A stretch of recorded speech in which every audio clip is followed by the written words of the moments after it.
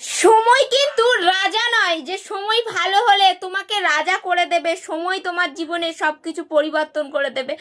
সময় শুধু তোমাকে পথ দেখাবে, তোমাকে রাজা করে দেবে না। সেই পথে তুমি যদি সঠিকভাবে হাঁটতে পারো, সেই পথ ধরে তুমি যদি সঠিক জায়গায় পৌঁছতে পারো, তবেই তুমি জীবনে প্রতিষ্ঠিত হবে। আমরা জীবনে বারবার ভাবি যে আমরা পাচ্ছি না, আর পারবো না, আর পাচ্ছি না, কোনো মতেই হচ্ছে না। তাই হেরে গেলে চলবে না।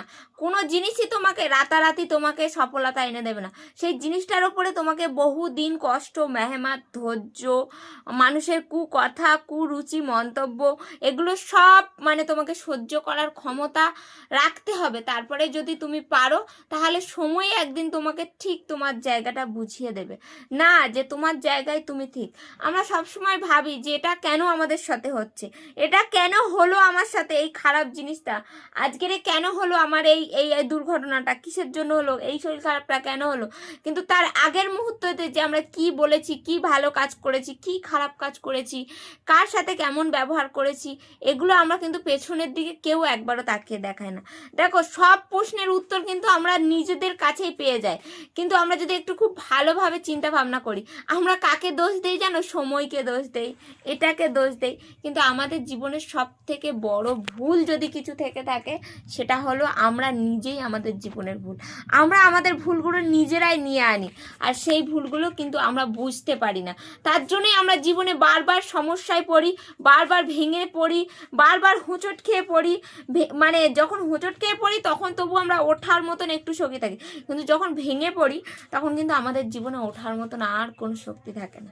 তাই বলবো, সময় পরিস্থিতি যেমনই হোক না কেন, নিজেকে শক্ত রাখো, নিজেকে ভালো রাখো। নিজেকে ভালো রাখার নাম জীবন। কখনো তুমি নিজের ভালো করতে গিয়ে অন্যের ক্ষতি করো না, অন্যকে মন্তব্য করো না, অন্যের সাথে নিজের কখনো তুলনা করবে না। হ্যাঁ, তোমার কাছে কিছু নেই, সেটা নিয়েই তুমি ভালো থাকো। যে ওর ওটা আছে, ওর একটা 4 চাকা গাড়ি আছে, সেই 4 চাকা গাড়িটা আমাকেও কিনতে হবে, এটা কিন্তু আমাদের জীবনের সব থেকে বড় ভুল। আমার কাছে 4 চাকা গাড়ি নেই তো কি হয়েছে? আমার কাছে ভগবান আমাকে সুস্থ স্বাভাবিক একটা শরীর দিয়েছে, আমার যাই আছে আমি সেটাতেই নিয়ে চলাফেরা করতে রাজি। তাই অন্যের কি আছে সেটা দেখে লাভ নেই, আমার নিজের কি আছে, আমার নিজের যেটা আছে আমাকে সেটাকে নিয়েই ভালো থাকতে হবে। আমি শুধু এতটুকুই বলবো।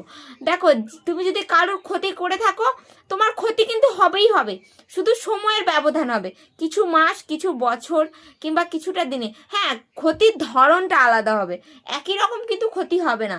তুমি অন্য কাউকে মেরে রাখলে যে সে তোমাকে মারবে, এমনটাও হতেও পারে, নাও পারে, তার বিপরীত কিছু অন্যরকম হবে। তাই জীবনে পারলে মানুষের ভালো করো, খারাপ কিছু করো না, এতটুকুই বলবো।